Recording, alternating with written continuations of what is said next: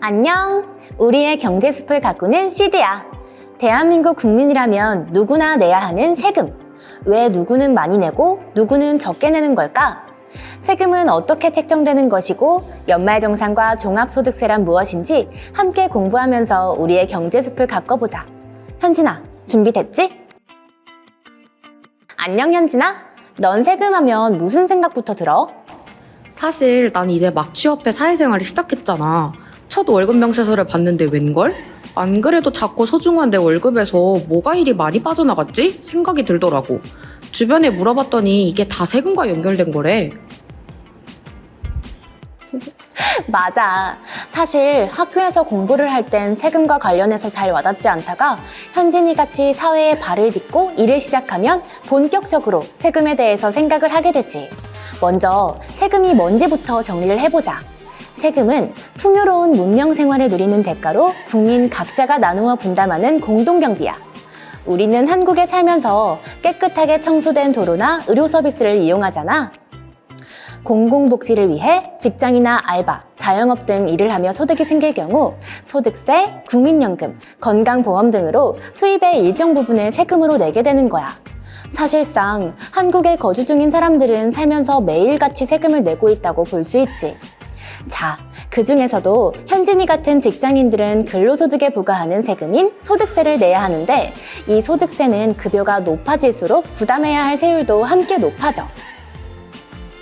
이건 소득세법 제55조에 따라서 세율이 정해져 있다고. 즉, 과세표준이 올라갈수록 세율도 올라간다는 거야. 현 소득세법 기준 최고세율은 10억 원을 초과하는 금액에 적용되는 45%거든? 10억을 벌면 4억 5천이 세금이 되는 거지. 엄청나지? 너무 많이 낸다. 궁금한 게 소득에 따라서 세금이 달라지는 이유는 뭘까? 내가 열심히 일해서 돈을 많이 번 건데 그걸 왜 국가에 내야 하는지 잘 모르겠어. 맞아. 그렇게 생각할 수 있어. 하지만 많이 버는 분들은 그만큼 소득이 낮은 분들에 비해 세금을 부담할 수 있는 능력이 더 크다고 볼 수 있는 거거든. 때문에 부담할 수 있는 능력이 더 높은 사람들에게 더 높은 세율을 적용해서 정부의 자금을 많이 확보할 수 있다고 보는 거지. 생각해봐. 적게 버는 사람이나 많이 버는 사람에게 똑같이 세율을 적용한다면 적게 버는 국민들은 그만큼 더 힘들어지지 않겠어? 이런 이유로 소득에 따라서 세금을 적용하게 되는 거야.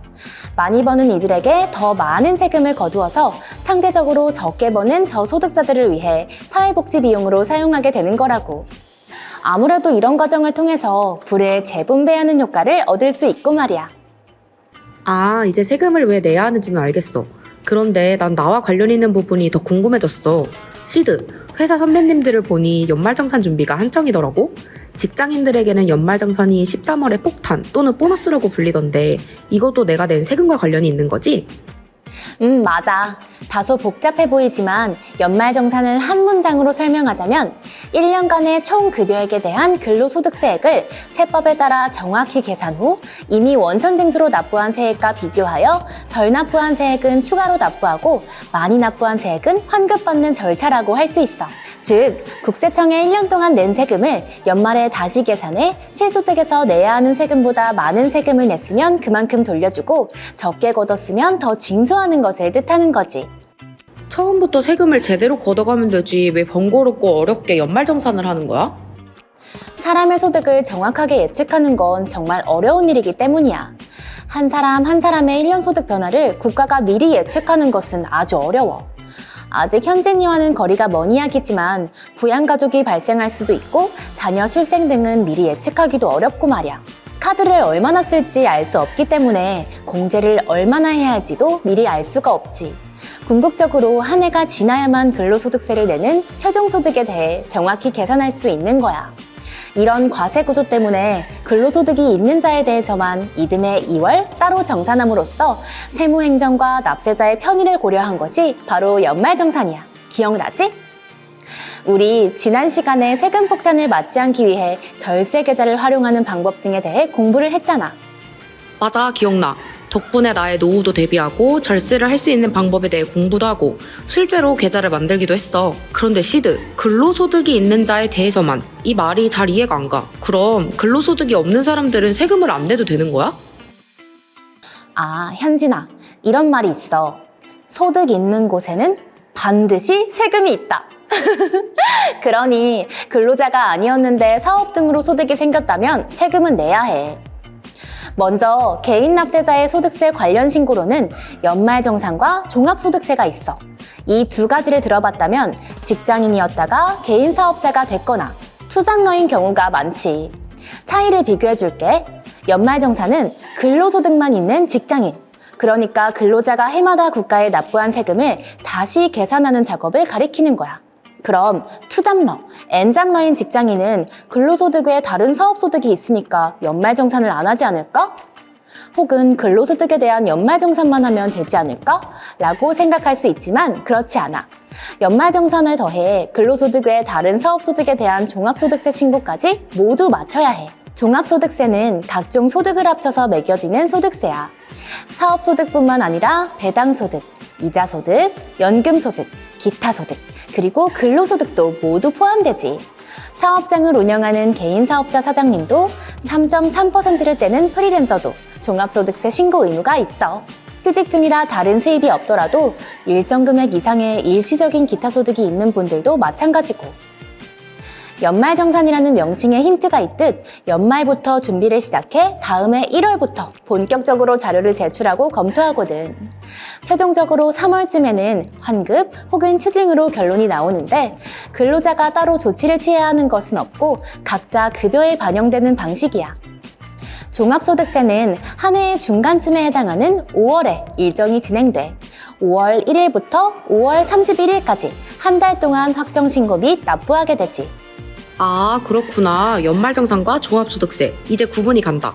현재 사회초년생인 직장인인 나는 연말정산을 내야 하고 나중에 혹 회사를 간두거나 다른 활동을 통해 수입이 생긴다면 종합소득세를 내야 되는구나. 이제 잘 알겠어. 정확해. 연말정산과 종합소득세는 각각의 목적과 대상이 다른 세금 제도야. 이 두 가지를 올바르게 이해하고 준비하는 것이 중요하지. 각자가 필요한 서류와 정보를 기반으로 정리하고 마감일을 놓치지 않는 것이 좋아. 또한 연말정산과 종합소득세 계산 흐름은 거의 흡사하거든. 연말정산에서 실수로 혹은 선택에 의해 누락된 부분은 5월 종합소득세 확정신고 기간에 처리할 수 있어. 그러니 근로자들도 종합소득세에 대해서 잘 알고 있는 게 좋아. 더 궁금한 건 126번으로 국세청에 문의하면 된다고. 잘 알겠어. 시드랑 이야기를 해보니 왜 선배들이 세테크 하는지 잘 알겠다. 세금 제도에 대한 올바른 이해는 세금 문제를 피하고 환급을 받을 수 있는 기회를 놓치지 않게 하는구나. 정말 아는 게 힘인 것 같아. 우리의 소중한 시간, 시드머니를 위한 오늘의 정리. 하나, 세금은 풍요로운 문명생활을 누리는 대가로 국민 각자가 나누어 분담하는 공동경비다. 둘, 급여가 높아질수록 부담해야 할 세율도 함께 높아진다. 셋, 연말정산은 근로소득자가 자신이 한 해 동안 납부한 세금이 정확한지 확인하고 세액을 정산하는 과정이다. 넷, 종합소득세는 개인이 1년 동안 발생한 총소득을 바탕으로 부과되는 세금이다. 다섯, 세금 제도를 똑바로 이해한 후 성실하게 신고하고 내게 맞는 절세 방법을 이용하기. 이러면 추징을 최대한 피하고 13월의 보너스를 받아볼 수 있어. 오늘 우리가 공부한 세금 투자 아이디어가 씨앗이 되어 건강한 자산나무로 그리고 울창한 경제숲이 될 때까지 시드가 함께 할 거야. 오늘도 수고했어. 내일도 잘해보자. 안녕! 좋아요, 댓글, 구독, 알림 설정!